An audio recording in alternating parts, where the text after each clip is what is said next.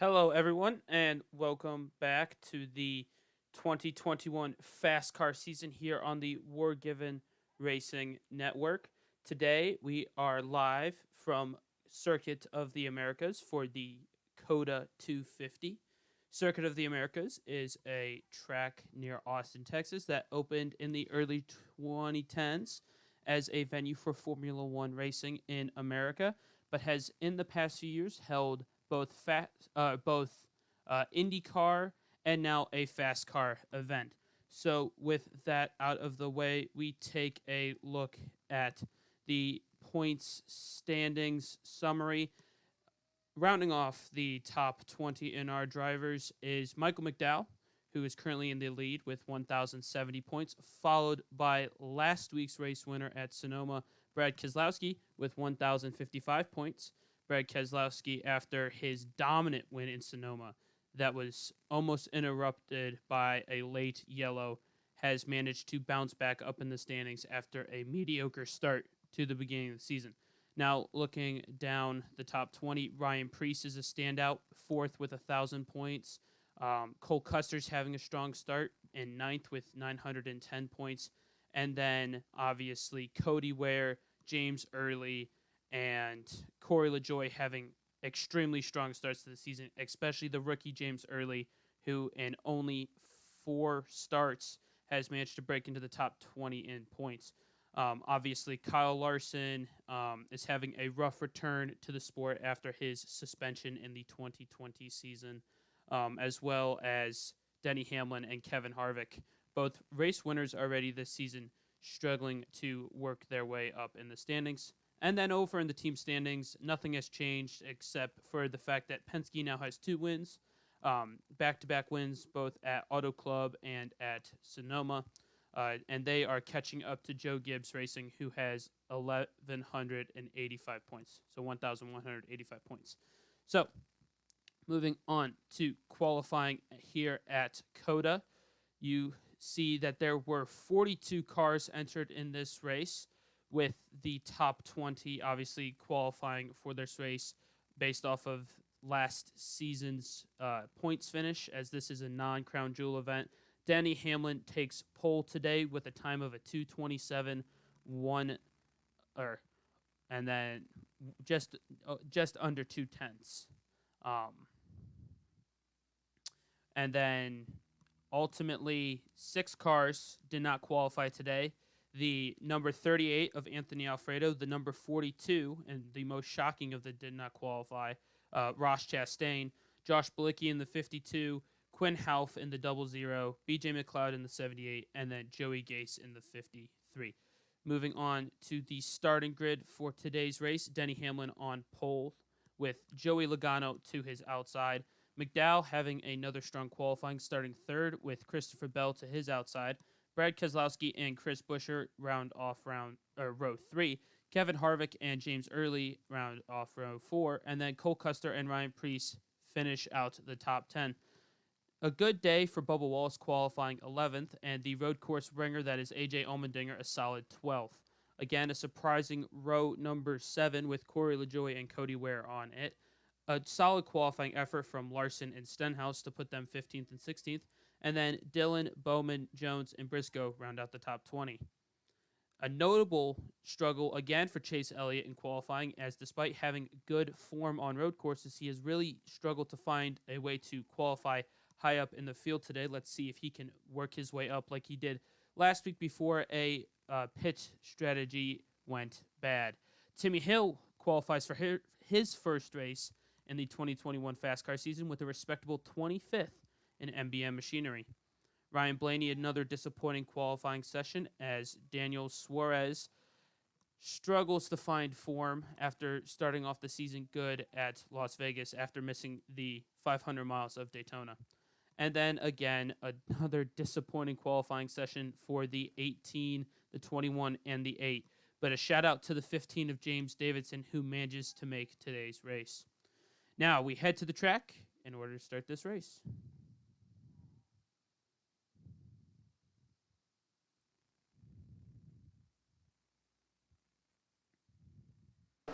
So we are with you live here today at Circuit of the Americas.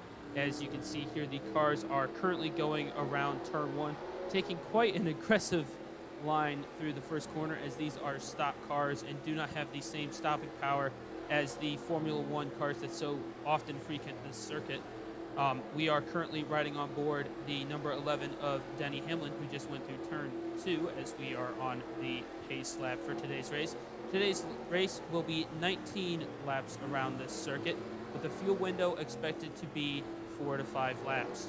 So that could play into a significant factor in today's race, as if they can only make it 4 laps, they will struggle to make it on only 3 stops. Now, this is the unique part of, or not so unique part of COTA, as it takes most of its Sector 1 from the iconic bends of Maggots and Beckett's at Silverstone in the UK when designed for Formula One. But after Sector 1, it is truly a unique track until one of the final turns in Sector 3. Typical of tracks designed by F1 designer Herman Tilke, it has several long straights, that being the front stretch and the back stretch, as well as the fast-flowing sections in Sector 1 and then Sector 3. So here we go through the hairpin onto the long back stretch that really will provide the best overtaking opportunity for these stock cars, as once they get rolling, they are quite difficult to stop. So they need this long back stretch in order to get fully up to speed, as these cars do not handle well in the corners, at least compared to their open wheel counterparts. And like I mentioned, this is an extremely long backstretch. As you can see, it takes quite a while under the pace car to go through the stretch, as we come into the hairpin at the end of the straight. Just looking back through the field, we are just seeing all of the cars and their beautiful paint schemes here on a fantastic day in Austin, Texas. And it looks like that we do have one potential issue. The number 15, I believe, yes, the number 15 is slowing and has dropped out of his starting spot. We will monitor his situation and get back to him shortly, although it does sound like something cut out in his engine, as he is only moving at 28 miles an hour, very slow even under the pace car. As we come through the end of Sector 2, the two double right-handers into a sweeping left, which goes into the iconic 3 or 4 apex turn, I want to say 14, which is not an identical copy of Istanbul Park's turn 8, but is actually a mirror image of it, as Istanbul's turn is to the left and this is to the right. Although this certainly will be an interesting corner for these stock cars, as they don't have that much downforce as they go through these turns. So as we get to the penultimate corner, Denny Hamlin is on pole with Joey Logano to the outside. These NASCARs are taking a very creative line through that second to final corner. As we come around the final corner, the pace car has pulled off into the pits. And now it's up to Denny to take the green flag and start today's race. We look up to see the flag stand and wait for that green flag to drop. We're almost there. And the green flag is out, and away we go for the COTA 250 here at Circuit of the Americas in Texas. A good start by the two of Brad Keselowski as we come down into turn 1.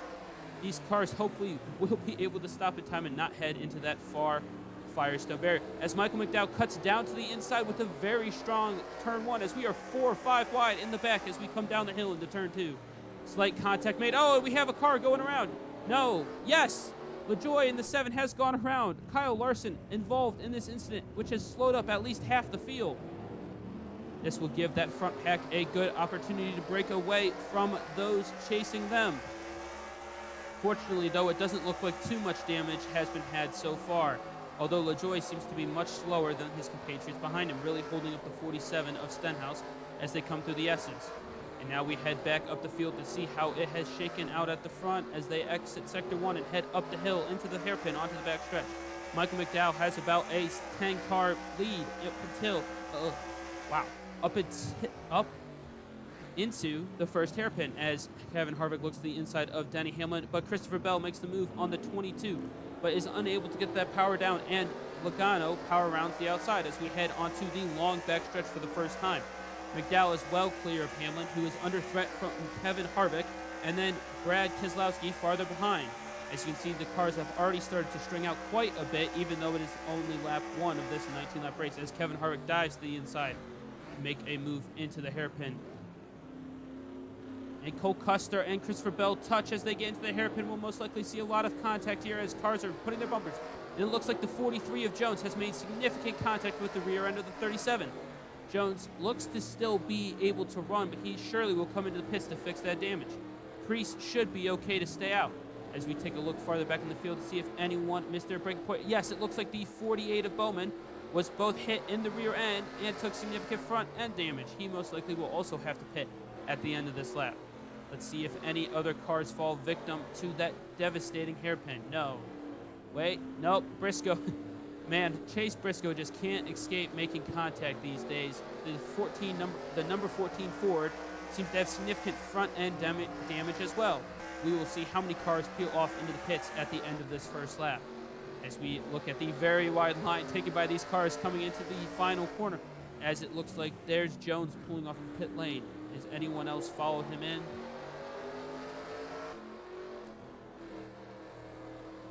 Yes, it looks like we will have Alex Bowman and William Byron. I'm surprised Byron is pitting. I didn't notice any. What is Byron doing? Byron seems to be making an audacious strategy of getting completely off strategy and pitting before everyone else. We shall have to monitor to see how that works out, as the 43 is away after repairing the hood damage. And we ride on board with the number 6 of Ryan Newman as they head into turn number 1 for the second time today. Looks to get to the inside of the 21, give him a little bit of bump and run, but no, he stays behind as we head up the field. So after a very eventful lap 1, our top 10 is Michael McDowell, who is 2 seconds ahead of second place Kevin Harvick, although it looks like Kevin Harvick is closing rapidly here on McDowell.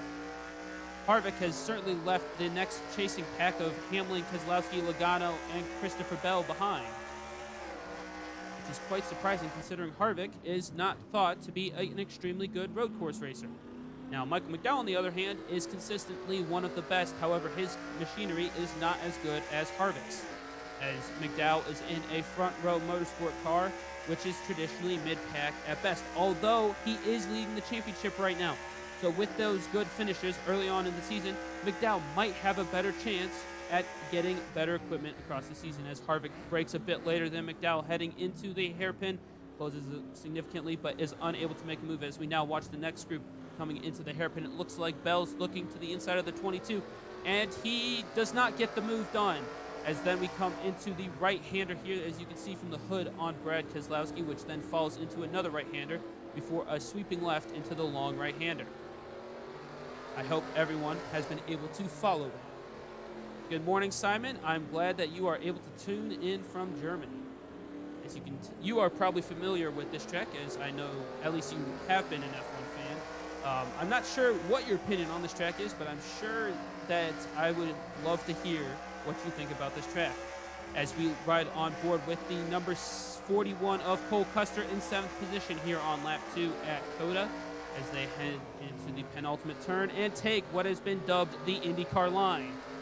As now we jump back to the surprise candidate of this season so far, James Early, a rookie in only his 5th FASCAR start.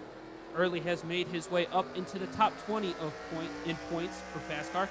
Quite an impressive feat considering that he has never raced on ovals before now. Obviously, Early is looking to be strong here, as this is one of the 7 road courses on this season's schedule, or 6 road courses. I apologize for not knowing that specific number, but it looks like Brad Keselowski has gone past Denny Hamlin on the front stretch, and it looks like his teammate Christopher Bell's going to look like he's going to make a move around outside on turn 2, at turn 2, and he does. Denny Hamlin really struggling to get to grips with his car at the moment, as Kevin Harvick's now on the back bumper of the 34. Yes, Simon, for sure. Obviously, I'm a little bit biased towards this track as I'm an American commentating over it, but I do love seeing stock cars go around it. And, yeah, the IndyCar line is the favorite line, as clearly FASCAR officials are not penalizing the drivers before going out there as we look to see if Harvick will make a move up into the hairpin. Dives down to the inside and is able to pass him. No, as McDowell gets the better run on the outside. But with this long stretch, I'm sure Harvick will be able to hunt him down as Joey Logano tries to make a move on the 11 of Hamlin, but is unable so. Like I mentioned at the top of the broadcast, the fuel window is 3 to 5 laps. Unlikely to see 6 laps, as that would not make sense because you'd be pitting on laps 6, 12, and 18. So most likely we will see teams going with a 3, 4, or 5 stop strategy here today, as Harvick makes the move to the inside of McDowell, but might not be able to make it stick for the lead, heading into the first of the 2 right-handers, but is able to go around the outside with an impressive move. And it looks like he'll be able to hold him off, as now Bell does the same exact thing to Brad Keselowski. Another very impressive move from the young driver. Denny Hamlin waiting back in what would be now 5th position, as he's been passed both by the 2 and the 20. I apologize, folks, as our live standings do not update until they cross the start-finish line. So I will have to just do my best in order to give an accurate position count for today's race, as Early is back now in 8th after being passed by Chris Buescher, presumably on the back stretch. As we look through the field, it looks like there has been another pack that's forming about 20-ish seconds back. And it looks like there's been a little bit of damage to the 16 of A.J. Allmendinger, most likely again from hitting the back of another car coming into that hairpin. Although he is part of the Chase Elliott train, which includes Ty Dillon in the 96, Kyle Busch in the 18, Ryan Blaney, who tried to make a move to the outside but ends up losing out to Austin Dillon. And now we have a few cars coming into the pits. Like I mentioned, the fuel strategy here will be tight because these stock cars are not fuel efficient, 1, and 2, do not have very large fuel tanks anyways, especially on these road courses. So the 18 pulls into his pit box as the pack goes by, as we ride along the number 5 of Kyle Larson, who is currently around 20th position, 21st in fact. No, these are not live standings sponsored by AWS. Here at the War Given Racing Network, we do our best to cobble together the graphics for our viewers who are watching this race on replay, as that is all we have received the rights to do, as it looks like Truex is hunting down the 62 of Gragson. Gragson continues his impressive run in what was supposed to be only a part-time gig with the Beard Oil Motorsports team, but so far he has ran all 6 races and qualified for all of them. My sources tell me that Gragson will be able to compete the full season if he stays around the 20th position in the driver's standings, which would guarantee him into all non-Crown Jewel events, plus, or if his team remains 15th or higher in the team standings, as the prize money that is passed out in FASCAR's team championship would be enough for him to run full-time. And now we see the 22 of Logano lining up a move onto the 11 of Hamlin, but Hamlin breaks deep. Cole Custer looks to possibly follow Logano through as these 2 cars head into the right-hander. Logano holding the outside. Hamlin backs out. Now Early's looking a little bit to the inside of the 41, but is unable to get his nose in there, or nope, he's unable to clear the right rear fender of Custer heading into this left-hander.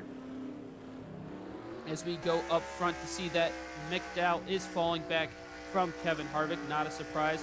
Harvick most likely will be pitting here on this lap. As we look down the counters, we see no, Harvick is staying out for a 5th lap. But looking down the counters, you can tell that the 24 of Byron, the 47, the 3, the 48, the 14, the 37, 18, 43, 21, and 6. Oh, no, correction. The 21 and 6 have not stopped. The 43 is the first car to stop back in 28th. An update from the Rick Ware Racing Garage says that James Davidson will be unable to compete today due to a mechanical failure. That is unfortunate for Davidson, who only running part-time this year in the Rick Ware car at all road courses, super speedways, and Crown Jewel events, will definitely be disappointed to not be able to race one of the few races he's able to even compete in, let alone qualify for, as he has failed to qualify already once this season, and that was last week at Sonoma. as we ride along with McDowell, who chose to stay out, as well with Harvick. But we take a look back to Denny Hamlin, which that means only one thing, that second pack of Bell, Keselowski, and I believe, no, Custer stayed out. Buescher and Early have pit. So we will go back to see them in order to see their progress on their outlap. Well, Simon, Rick Ware Racing is a bit of a meme in the FASCAR series, although this year they have decided to, instead of running 3 full-time cars with a 4th part-time car, to cut back to 2 part-time cars and 2 full-time cars. One of their full-time cars, the number 51 here of Cody Ware, is actually having a strong start to the season. I believe he is currently 17th in points, which is the highest the Rick Ware car has been after multiple races, I think, ever. Now, the 52 of Josh Bilicki unfortunately did not qualify for today's race, and he has failed to qualify, I believe, now 3 times in the first 6 races. As this being one of the road course races, FASCAR typically sees a higher entry list for their 36 spots in the race, and with 20 of those spots being guaranteed, as it's a non-crown jewel race, it is quite difficult sometimes for some of the open teams to make it, or the part-time teams. As we ride along here with the 43 of Eric Jones, who has had good pace today, despite being involved in that lap 1 contact. As you can see here, the aerodynamics of this Richard Petty car are absolutely peak. Although it looks like the Roush Fenway car of Chris Buescher is going to make a move at some point down this straight. This back stretch. And yes, he has already cleared him heading into the braking zone. Although I'm sure the 43 is getting good engine cooling considering it's exposed. But James Early was able to pass the Penske car. Again, this just shows what a job Josh Cassar and Union Jack Racing have done in assembling these cars. Now, obviously, road course cars are probably their forte, as they are a team based in the UK, and Early has no experience on oval tracks. As we see the rest of the front 5 come into the pits, Kevin Harvick is up with the right-hand side tires being replaced as this crew moves over to the left-hand side. Yeah, Simon, so how FASCAR works is there's 36 spots. The winner receives 200 points, and second place receives 190 points. From 2nd to 36th, it drops down 5 points, so 36th earns 20 points. Now, at certain Crown Jewel events, which there are 7 of them, they earn double points. There are also bonus points, which are awarded for pole, fastest lap, most laps led, and leading a lap. If you lead a lap, win pole, have the fastest lap, or... Oh, what was the last one I just said? No, those 3. If you have those 3, you get 5 points for each. If you lead the most laps, you earn 10 points. Now, obviously, at a Crown Jewel event, those would be doubled. So the maximum points for a non-Crown Jewel event is 225, but for Crown Jewel events, it is 450. So obviously, and Crown Jewel events, the top 20 are not guaranteed to make the race, which makes them even more important as it can really impact your championship. Now, as we look here at Kevin Harvick on his outlap after pitting, Christopher Bell has closed the gap massively. But remember, Christopher Bell pitted on lap 4. So that means he's projected to pit on lap 8, lap 12, and lap 16. Harvick, by staying out to lap 5, will have to pit 1 less time on laps, presumably 10 and 15, as they power down the backstretch. And there is quite a gap all the way back to 3rd place, Michael McDowell. McDowell, obviously, staying out again would really go. And Simon, that is why the finale is not double points. I'll pull up the schedule at the end of today's race so you can see the Crown Jewel events. They are very spread out with no more than 2 of them happening within a 7-race segment.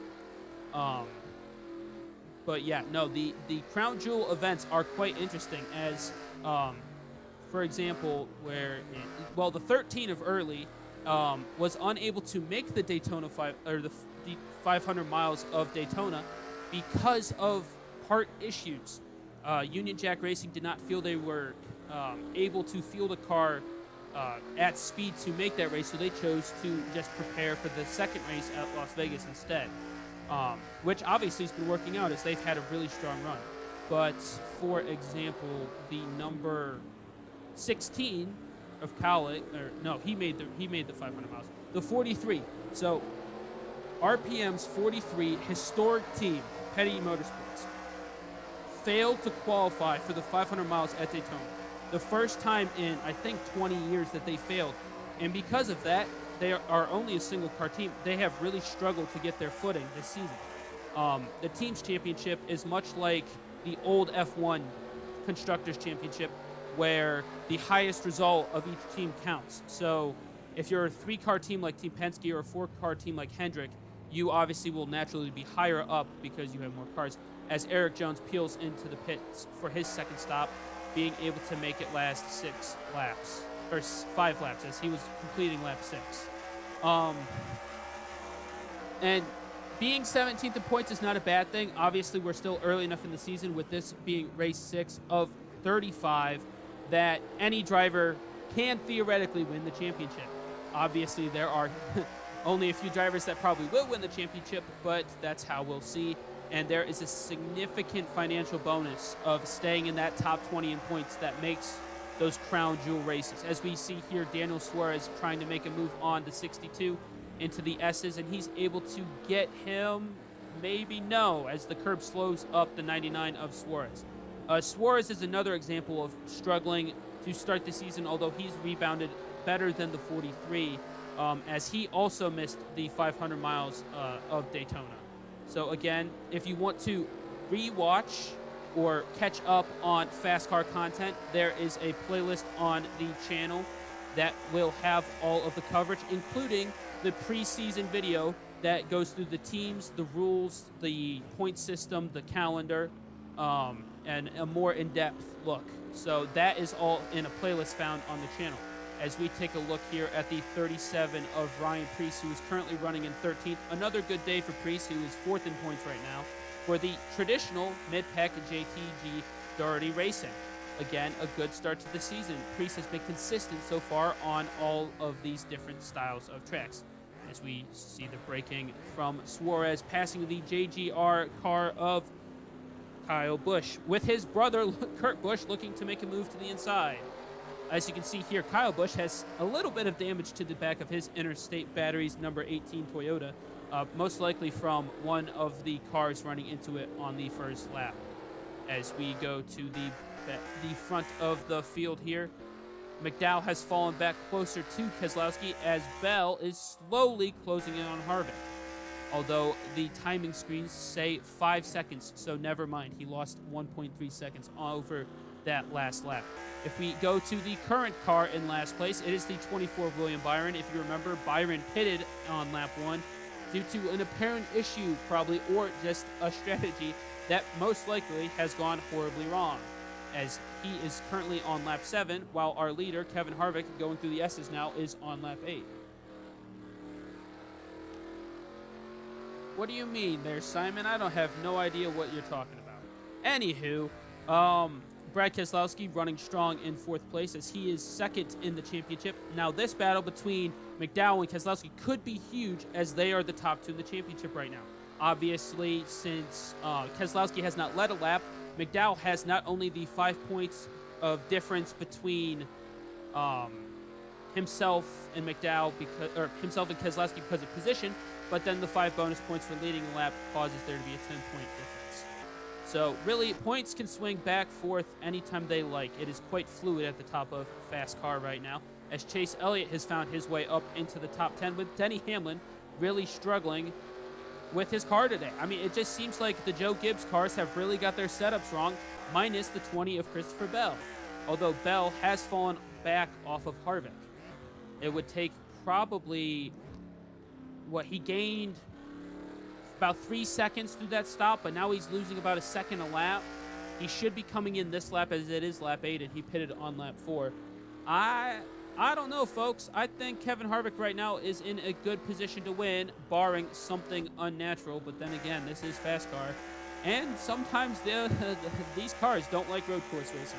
So we might see someone take a big shunt into the gravel or the wall, as Denny Hamlin looks to the inside of the number 9. Chase Elliott started back in, I believe, 24th today, which means his poor qualifying has really set him behind, although this is an impressive run up into the top 10 to this moment. As again, we go back up front. Kevin Harvick staying out again as expected, but Christopher Bell looks to be making the left-hand turn to pit road. No! Man, this commentator guy does not know what he's talking about, and Bell stays out for another lap. So that means Bell will most certainly come in next lap on lap 9. As you can see, the 47 of Stenhouse has a little bit more damage, probably colliding with the 14 of Briscoe at some point. Oh my lord, what the heck has happened to the 48 of Bowman? Bowman, if he manages to finish this race, that is quite impressive, as both the front and rear end of his car have been crushed. Again, a testament to the current generation of fast cars for their durability and not failing to race in poor conditions. Kyle Busch has completed his second pit stop as he is now fallen back into the 31st position here on lap number 9. As we ride along with the 43, the 21, and the 3, all battling it out here for the lower positions. And then we have the 7 behind his teammate in the 77, who's behind Tyler Reddick in the 8. These cars are currently battling for 26 through 28, or through 27th position, 25th through 27th position. Yeah, I don't think that would be the strategy, as we have pit stops here with Ryan Preece taking 4 tires and leaving, with AJ Allmendinger right behind him, finishing up his left side tires. I mean, alternate aero strategies. NASCAR, you don't really want that. You're already in a box. I mean, a very fast box, but it's still a box. I don't think that deploying the alternate aero is a good idea. Anywho, Ty Dillon in his part-time ride with Gaunt Brothers having a strong day, currently running in 20th position. And shout out to Timmy Hill, who after 6 times of trying finally made a fast car race this season. Hill in the underfunded MBM Motorsports camp has struggled to make a race this season, obviously, since this is his first one. And he's running quite well. A 21st place position at the moment is strong for that team, as they are currently the only team to not have scored any points in either the drivers or the team's championship. As Cody Ware is looking to the inside of the 62 of Gregson. As they start down the backstretch, Gregson is behind the 10 of Almirola, who is behind the 1 of Busch and the 99 of Suarez, and it looks like we're going to have another move down into that hairpin. My prediction of the hairpin coming off the backstretch being the biggest passing point for these stock cars has been proven true. I'm happy to know that I can talk about some things correctly. I just want to take a moment while we are not witnessing much action on the track to thank those who have tuned in today to the FASCAR broadcast by the WRN. We really appreciate the support that you guys all give the show, and we are looking to keep it ongoing as we get close to the 20% mark of the season. As we ride along with the Ford of Ryan Blaney coming through that long right-hander, you can really hear Blaney struggling to get the throttle down, as these cars, like I've mentioned, do not have the aerodynamic grip that their open-wheel counterparts have, as we can see the 23 of Bubba Wallace peeling off into pit road for his second stop. Now let's see where Kevin Harvick is after presumably making his second stop. Oh, and here is Christopher Bell coming out of the pits right in front of his teammate, Denny Hamlin. Did Harvick stay out again? Yes, he did. Harvick stayed out. So Harvick is just now getting up into the hairpin before the long stretch, as Christopher Bell finishes through turn 2 and heads through the S's. We shall ride on board here with Bell to see where he's able to come out, as he's probably going to be able to pull away from his teammate and Denny Hamlin. So again, I would have to stress that this spread out racing, while different to the typical fast car race, is traditionally not fast cars bread and butter. I would recommend highly tuning in next week for the Martinsville 250 to see the traditional short track fast car racing. I can promise you that Martinsville never disappoints, as that half-mile low-bank paperclip shaped track is one of the fan favorites on the schedule. More details about that broadcast to come later. As you can see, McDowell has exited the backstretch, and Harvick has turned onto the long right-hander here right before the penultimate corner, which leads into the pits. As you can see, cars farther back in the field just coming down the hill from turn 1. Obviously, Harvick will not be looking at those cars as he is trying to stay out of those rumble strips and the wall to his outside. As he takes that creative line through turn, I believe it's 17 on this track, he pulls into the pits here.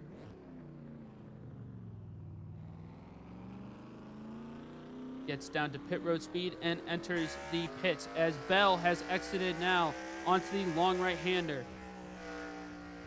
Bell, with those fresh tires that you can hear, is getting much more power down as he hugs that inside line. And we have crossed the halfway point of today's race sometime during that last lap, as we have 9 laps to go once Bell or Harvick crosses the line. As Harvick is just now taking left-hand tires as Bell comes on the straightaway. We may have a lead change here in the COTA 250 as Bell comes down the main straight. Harvick just pulled out of his pit box, crosses the start-finish line to start lap 11. But Christopher Bell is able to have the undercut, about a 5-second undercut on Kevin Harvick. As Harvick now comes out of the pits, Bell takes a very wide line. We can't see Harvick. We go to the hood. Is Harvick in front? No, we go to the rear view camera. Harvick is behind. Will Harvick be able to get temperature into his tires to challenge Bell, or will Bell be able to escape that very powerful draft going down that back straightaway and allow him to run away with it? As you can see, there is no cars anywhere close to these two. These two are our two primary contestants for today's victory as they finish heading through Sector 1 and into the small S at the start of Sector 2.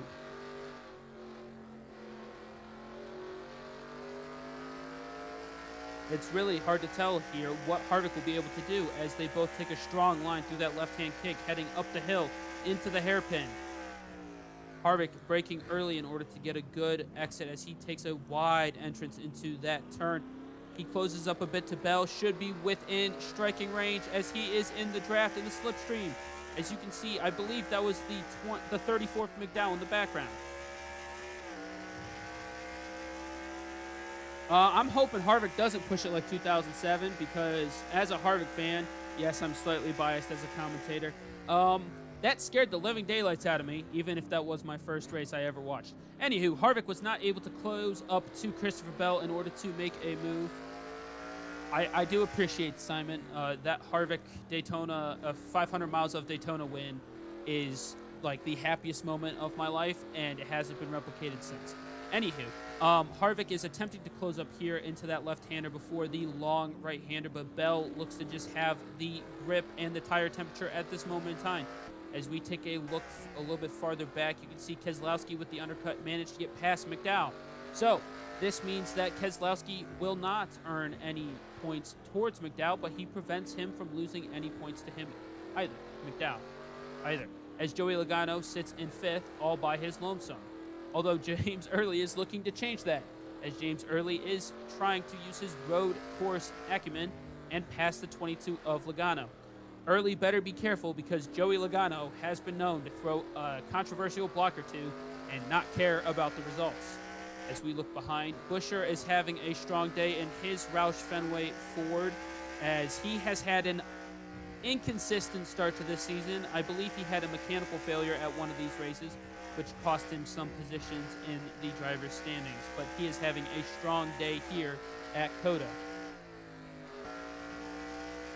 Yes, Simon, Early versus Logano is hopefully incoming, mainly because even though Logano's an American and Early's a British who's driving a Toyota, which is a very strange combination, I would like nothing more than Joey Logano to get punted.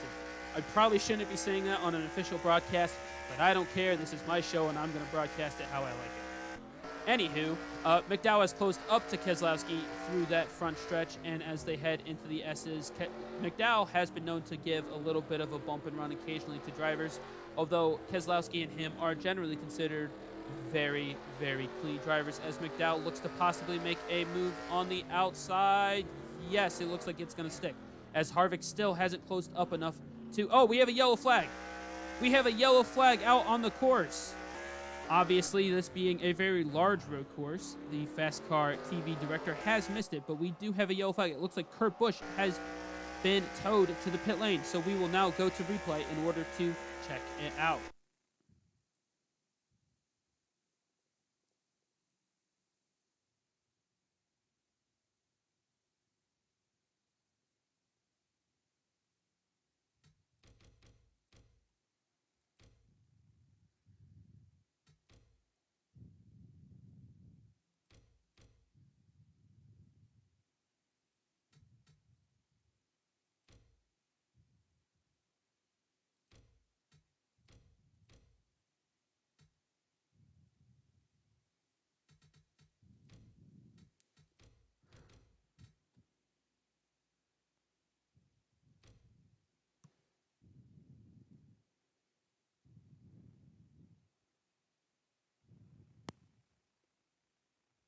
So it looks like we found the culprit for today's caution.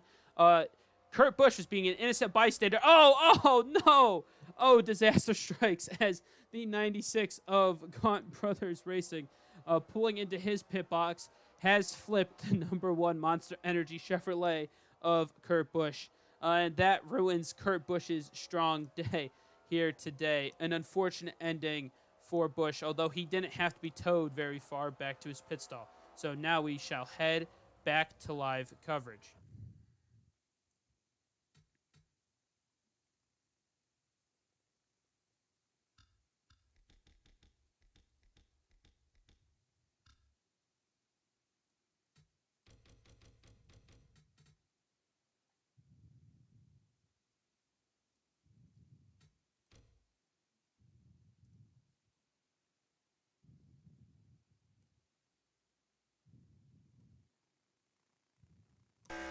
And we come back to you live with Christopher Bell, the leader, who is racing back to the line as FASCAR rules dictate. Every car must race back to the start-finish line in order to collect the pace car. Now, this could be the caution that some of our drivers were hoping for, as this will allow the field to close up with each other.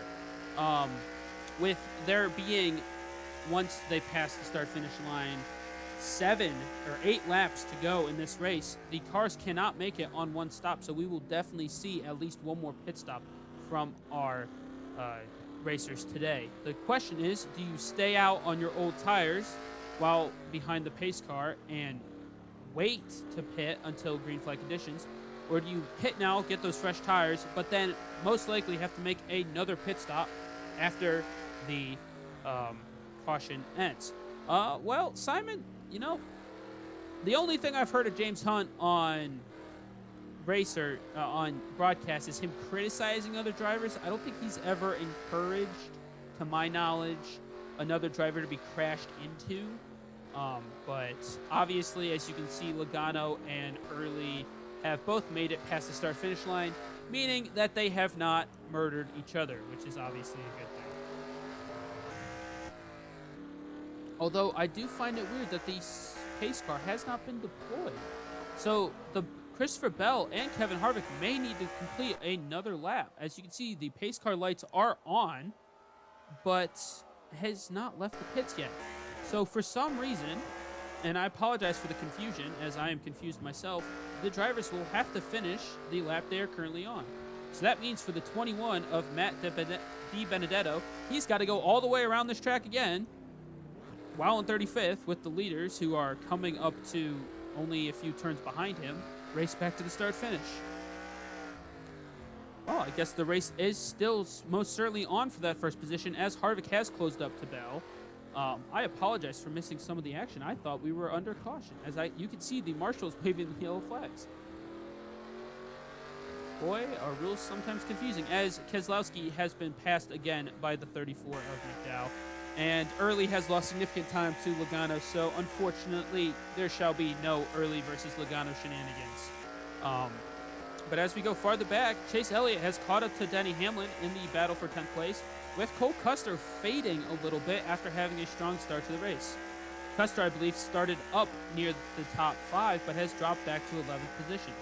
Ryan Preece with his solid day, currently in 12th, as he's not under threat from anybody, as Ryan Blaney looks to make a move on Bubba Wallace here into the hairpin, although it looks like he's slowing up. These cars, I believe, have passed the line after the caution, meaning that they are slowing themselves down for it. As, yes, we see the safety car or the pace car leaving pit road and the leaders catching up to it. So we have completed 12 laps of 19 here at the Circuit of the Americas. With 7 laps to go, we are under caution for an incident that happened in the pits. Kurt Busch was flipped by the 96 of Ty Dillon, and what can almost certainly be called a colossal miscommunication between the 1 and 96 teams. Fortunately, we have received reports that Kurt Busch is okay, although he has been noticed walking towards the 96 garage. I shall let you viewers know if Kurt Busch attempts to attack anybody on the 96 crew. Yes, caution, confusion. This is where me being a FASCAR broadcaster really shows. An oval, we're nice, quick, we line back up, we get into the pits. It's nice and simple. These road courses, man, they're long. Especially this one. I mean, I like the racing here. I think the FASCAR product here is actually pretty good. It's got certainly some interesting lines through this track. But I think that when they're battling close, as you can see through the double right-handers and the left-hander in Sector 2, it's quite close, unlike open-wheel racing. Not criticizing open-wheel racing. I love open-wheel racing. I cover it on my War Given Racing podcast. Also, that can be found on this channel, the War Given Racing Hub, as it is a hub for most of the major motorsports, or at least the motorsports that I deem major, which include NASCAR, IndyCar, Formula One, WEC, IMSA, and, if I have time, Formula E, as the cars are lining up behind the pace car. As you can see, the lights are still on, so we will at least have lap 14 under caution as well. As you can see, the 21 and the 24 are still on the front straightaway. These cars have really had a horrible start to the season, as they are moving at slower than normal pace. Since we are under caution, they're trying to just line up with each other. This is something FASCAR must look to improve for future races here at Circuit of the Americas. And again, I appreciate everyone sticking around to this lull in the action, although I can promise you that this final stint will be quite entertaining, as with only 6 laps to go when we cross the stripe, the pit window theoretically could be open because of this caution. It all depends on when that pace car comes into the pits. I'm assuming it won't come in until lap 15, meaning that all the cars could make it to the end on fuel if they choose to pit now, because most of the field has not lined up behind it. Here in FASCAR, we line up single file, no matter if you're 1 lap down, the leader, or etc., etc. That came out kind of confusing, but anywho, you can't be the first car in line, but not the leader.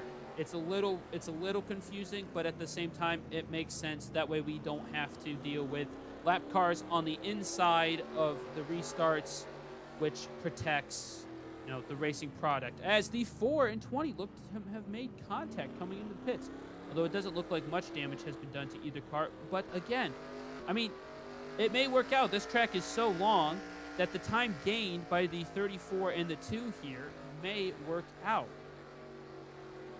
Although I don't know how well it will work out, as it seems like most of the field is pitting, leaving out very few cars on older tires. I'm sure Keselowski and Harvick does it in the pits. I apologize, folks. I missed something quite important here, as Harvick is able to get his stop done quicker than Bell.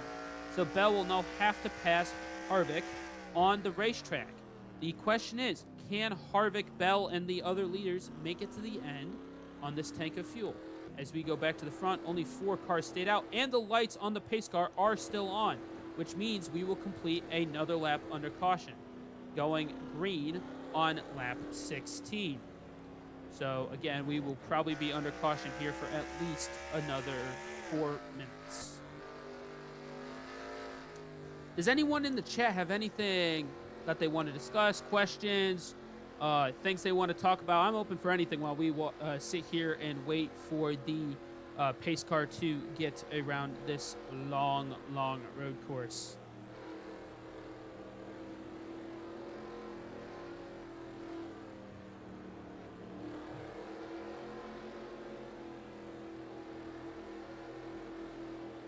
Nope. All right. Well, I'm going to end that awkward silence until I see something pop up, and I'm just going to ramble on. So, this FASCAR season is the most unique that it has been, as it has a great balance of tracks. Oh, here we go. Hey, we got someone. Biggest problem about stock cars on road courses from your perspective?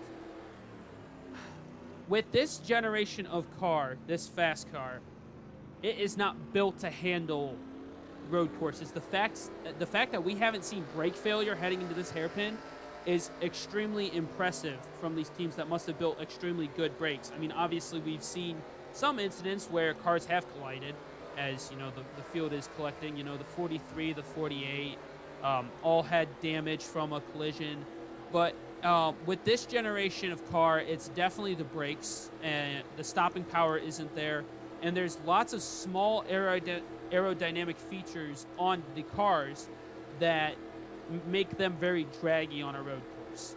Now, fortunately, FASCAR is moving to a new car next year, which is more like a normal sports car that you'd see in your endurance racing.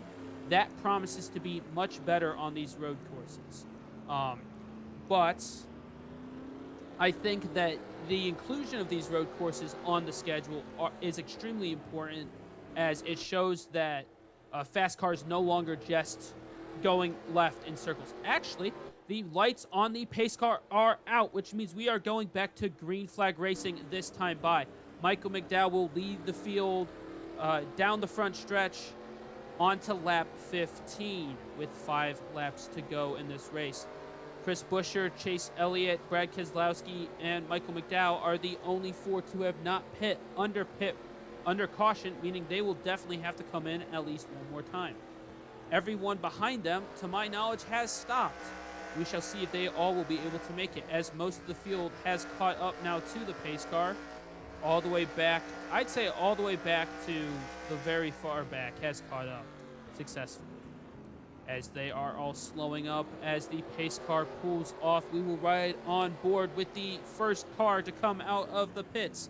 Kevin Harvick in his number 4 Mobile 1 Ford. Can't believe I blanked. He's my driver. I shouldn't never blank on his manufacturer. As the green flag is about to wave again, and there it... Oh my God, I jumped it again. Oh, and there it waves, and away we go for the second time in this race on lap 15. And Christopher Bell's making a move for the provisional lead here at COTA. He's going up the inside of not 1, not 2, but 3 cars. And here comes Early. Early to the inside of the 4, the 9, and the 17. Early has jumped into provisional second place. A great restart for the rookie, as Christopher Bell has gotten into second place just after the second turn. As we look back in the field, it looks like there has been no problems through turn number 2, which caused problems on the initial start of the race. Although we do have a side-by-side, no, it looks like no major contact has been made. As we go back to the front to witness what is going on, Early has stuck behind the number 2 of Keselowski, who has those old tires. Will McDowell on old tires be able to hold off the fresh-tired number 20? Kevin Harvick has managed to get jumped by the 11 of Denny Hamlin. The 11 of Hamlin must have figured something out on that last pit stop, as he has jumped Kevin Harvick for provisional 3rd in this race. Oh boy, I have a feeling something's about to happen here, as the 19 of Truex absolutely sends it up the inside of the 22. This is certainly going to be interesting heading down into the hairpin, as we have several cars within 1 length of each other being able to dive bomb. Will Early send a dive bomb up the inside of Keselowski? We watch from his perspective as they approach the braking zone. And had they hit the brakes, does Early peak out? No, he stays in line. But Denny Hamlin closes significantly up as we watch the 9 of Elliott block the 4 of Harvick. Now Elliott and Buescher, both cars on old tires, are going 2 by 2 into these right-handers, really slowing up those cars on fresh tires. as Harvick now has to hold off another Ford of Joey Logano. Ryan Preece has jumped past Truex into, I believe, what will be the top 10, as Buescher looks to make a move around Elliott, but is forced out wide, allowing Harvick to his inside. Harvick might have better tire grip, but that might not help him as he's stuck on the outside on this long right-hander. But he is able to ultimately get past Buescher. Early is still stuck back here behind Keselowski and runs extremely wide, going even wider than the normal IndyCar line, as Keselowski has pulled into the pits. And so has Elliott, as Harvick and Logano go side by side in the final corner. Buescher's pulled in too. All of the cars that stayed out during the caution now for sure can make it to the end on fuel, but they have pit, meaning they will lose a lot of time since it's a green flag stop, as Early is now up into second place. James Early, after blowing what could have been his first ever win in his second ever race at Phoenix due to a mangled pit strategy from his team. Obviously, they're learning, so they can't be too critical for the Union Jack boys. But this would be huge. A rookie to win in only his 5th start, something not seen in a while in FASCAR. But Christopher Bell, a very strong road course racer, is pulling away at the moment as Denny Hamlin hunts down the fellow Toyota of James Early. We have Toyota 1, 2, 3, followed by the Ford of Keselowski, of Logano and Harvick, with the Chevy of Preece, the Ford of Blaney, the Toyota of Truex, the Toyota of Wallace, and the Chevy of Allmendinger rounding out the top 10. This is what I enjoy about stock car road course racing. There is never something dull, and they may be spread out, but they certainly race hard for every position, especially since there is no playoffs and it is a full season points format once again in FASCAR, as it looks like Early may not be able to hold on to second place as Denny Hamlin gets extremely close coming in after going into the hairpin. And Christopher Bell has checked out. Now the only question for Bell is, can he make it to the end on fuel? My answer is maybe. As Hamlin does not make a move on Early, choosing to be cautious as Preece now lines up Kevin Harvick into the hairpin. But Harvick breaks later and cuts across the nose of Preece in order to hold on to 5th position. As we see cars going 2 by 2, that's the 99 of Suarez and the 41 of Custer into the hairpin, or out of the hairpin. As Kyle Busch is looking to follow Suarez through past Custer. And he might be able to do so through the double right-hander, although Custer's got the inside line, but it's now going to be on the outside for this long left-hander, or medium left-hander, I should say. And Custer has dropped back out of the top 10. As Kyle Busch gets a good run out of that corner, but is now on the outside of this long right-hander, with Suarez probably being able to hold onto the inside. As you can see, the battle for 9th position just up ahead as Kyle Busch completes the move here on Daniel Suarez, heading into the penultimate corner as Kaulig Racing's AJ Allmendinger looks to make a move on the 23 of Bubba Wallace, as Suarez is forced extremely wide by the 18 of Busch. But the 18 of Busch is coming in. That's right. I forgot. Kyle Busch was on that alternate strategy due to his early contact. And Preece is in too. What a bungled strategy from these crew chiefs. And that moves up. So now Bubba would probably be in 8th place. Yes, 8th place as he fights with AJ Allmendinger still. What a shock. These crew chiefs this year have really struggled to nail down strategy. And I guess that's a good thing from the racing perspective. You never know what's going to happen. As Early actually is able to close up a bit to Bell and pull away from Hamlin. Hamlin must have had a poor 3rd sector. And Early is now chasing down the leader for his first ever FASCAR win. Behind him is Denny Hamlin, who has managed to win 2 races so far this year. The opening race at Daytona and then the third race at Phoenix.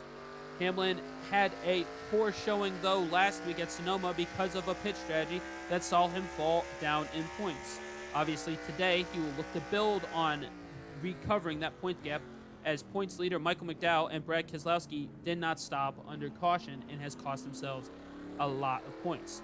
As we get to 2.5 laps to go here at Circuit of the Americas, we scroll back through the field to see that the 16 of AJ Allmendinger has passed the 23 of Bubba Wallace, and the 99 is currently trying to hold off the 51 and 10 as Cole Custer continues his free fall back down through the field as the 47 of Stenhouse, who was damaged early on in the race and may still need to pit because he's on that alternate strategy, looks to pass Custer because Almirola, for some reason, is not giving his teammate the drafting help. And it looks like we may have 3 wide into this hairpin. Oh, and here comes Chase Briscoe. Oh, boy. Everyone get your popcorn out. This may be a very spicy move into this hairpin. Oh, Alex Bowman setting. Oh, we've got contact. Alex Bowman giving no mercy to Cole Custer. I don't know how he didn't DNF there because he doesn't have any protection over that engine. What a move from the 48 and Alex Bowman as he looks now to pass Chase Briscoe as we head back up closer to the front of the field. After watching that insane situation, it looks like Christopher Bell has pulled out a larger gap on James Early through Sector 3. And Early's into the pits. Oh, no. No, not again. And Hamlin's into the pits. It looks like everyone's making one more stop. Well, does Christopher Bell have enough fuel? That's the question. I mean, Christopher Bell's staying out. Oh, and Kurt Busch has returned to the track. That's good to see that they managed to return his car to track after quite a nasty flip at the pit road. Credit to those Chip Ganassi guys. Well, Simon, that's the time to eat popcorn at 2 in the morning. Why you're watching FASCAR at 2 in the morning, I don't understand, but I appreciate the support anyways. As Early leaves the pits, I believe we'll see here when he passes the start-finish line. Oh, and he lost position to Hamlin, as here comes McDowell coming through into second place. Yeah, so James Early, after being only 3 seconds behind, is now 27 seconds behind as Ryan Preece goes through as well. But Christopher Bell is out here absolutely coasting. He could probably run out of fuel on the final lap and still do quite well as we see a battle back for 32nd position. Austin Dillon getting past the 96 of Ty Dillon. Alex Bowman is back up here. Oh, as we have some contact. Man, Richard Petty Motorsports is Eric Jones in the 43 really can't seem to escape contact. As Tyler Reddick comes out of the pits, his teammate in the 3, both Richard Childress Racing cars having a very disappointing day here at COTA as we see Cole Custer, who has dropped all the way back to 24th position. Yikes. But kudos to Timmy Hill. I mean, Timmy Hill's probably running 20th-ish now, right behind the 99 of Suarez. Again, our timing has not updated because of the weird shenanigans that happen when all the cars pit. Kyle Busch may be looking to get a good finish here after having to pit earlier. But as you see, Truex may be making a move. Oh, as we have contact, the 4 of Kevin Harvick has moved the 17 of Buescher out of the way.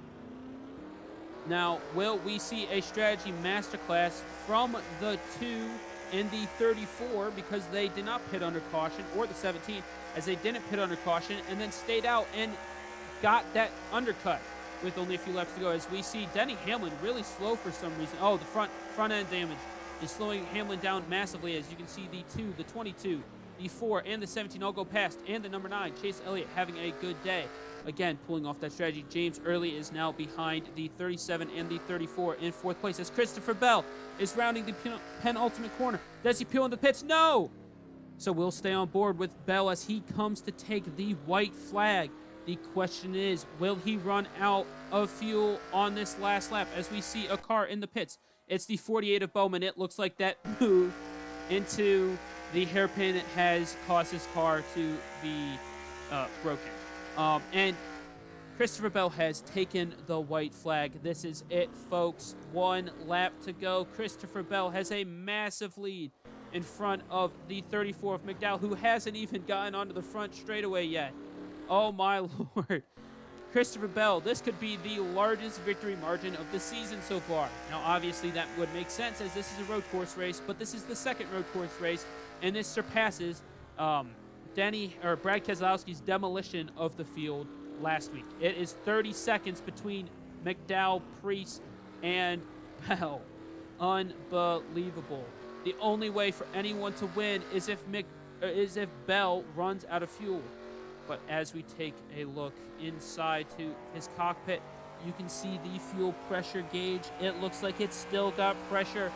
He looks like he's going to be able to do it as we ride on board coming into the hairpin. It's really late shift there by Bell going into this hairpin. You can see he downshifts, I believe, in the first gear to take this very tight hairpin at about... they don't have it. I forgot. They don't have a speedometer in the cars. Oh, that's a horrible angle. Excuse me, folks. Our camera guy hit the wrong button as Priest got around McDowell for third place.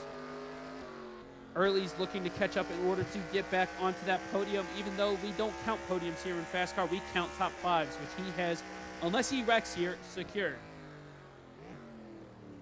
As they enter the backstretch, wow, okay, that's a long backstretch. So Christopher Bell is 30 seconds ahead of the cars behind him, and he just finished the backstretch while they started. In a stock car, oh my lord.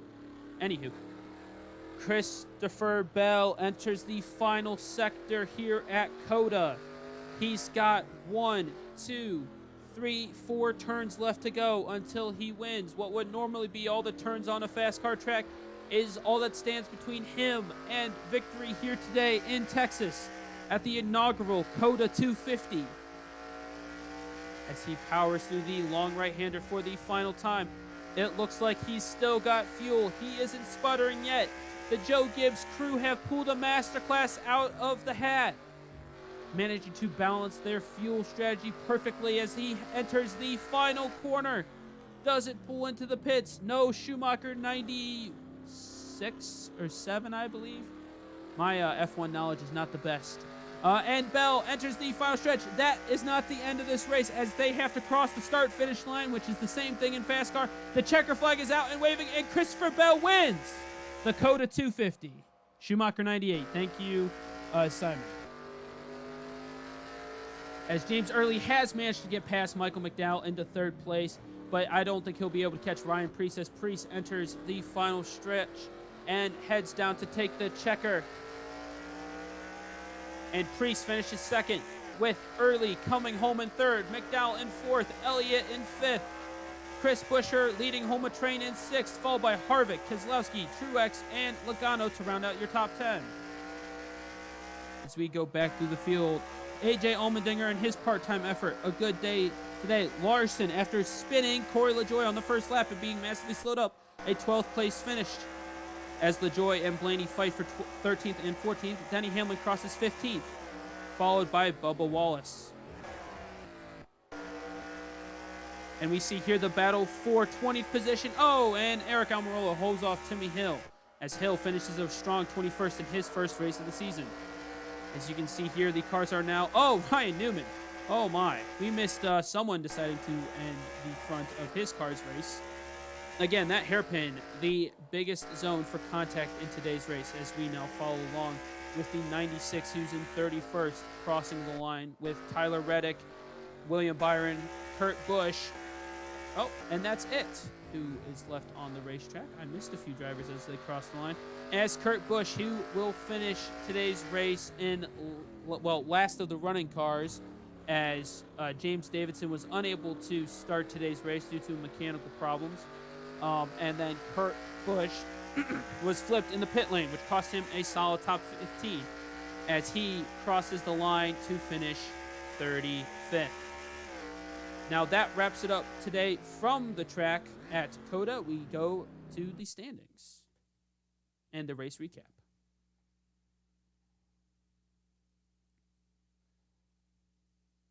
So looking here at the standings, or the results of today's race, Christopher Bell leads the most laps, wins the race by a 23-second margin over Ryan Preece. James Early, a respectable third, only 26 3/4 seconds behind. The fastest lap of today's race goes to Michael McDowell with a blistering 2:33.403.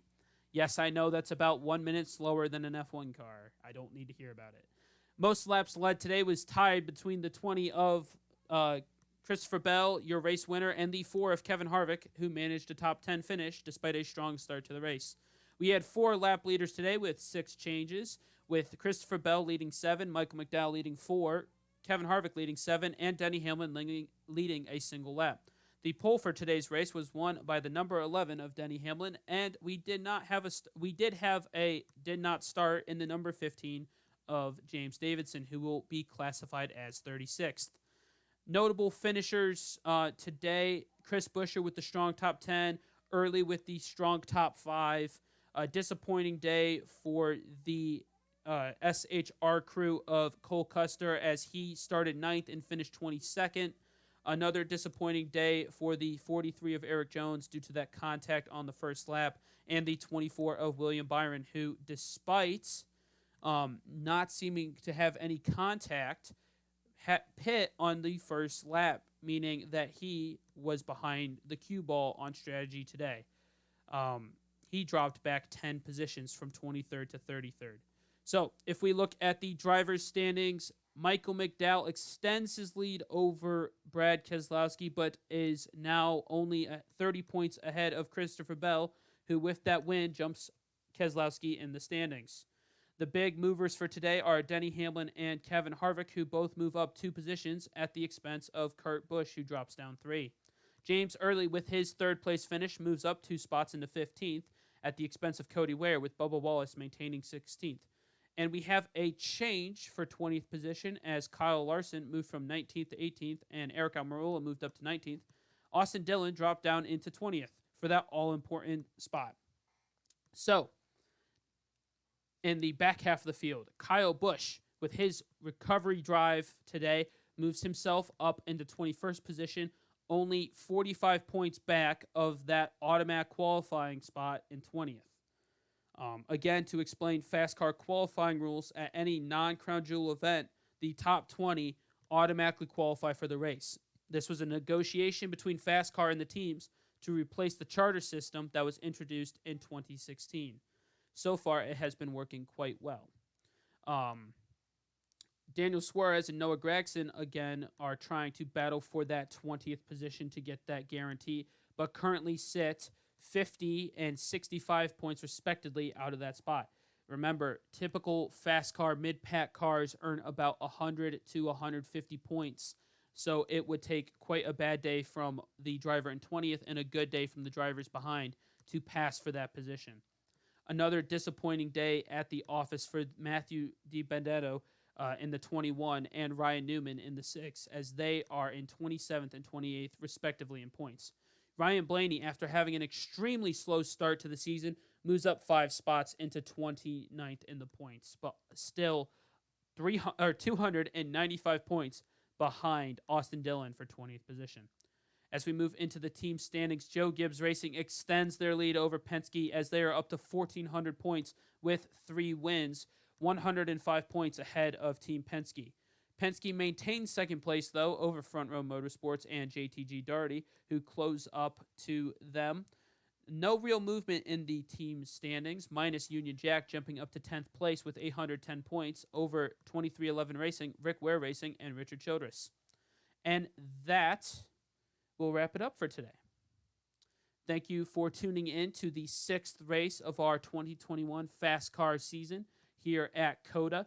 We shall come to you next time from the half-mile paperclip short track. Wow, that's a new one. Short track at Martinsville Speedway in the hills of Virginia for the Martinsville 250. We shall see you then. Thank you so much, everyone. If you liked our broadcast of today's race, feel free to hit that like button, subscribe, leave a comment at who you think will win next week's race, and we will see you next time.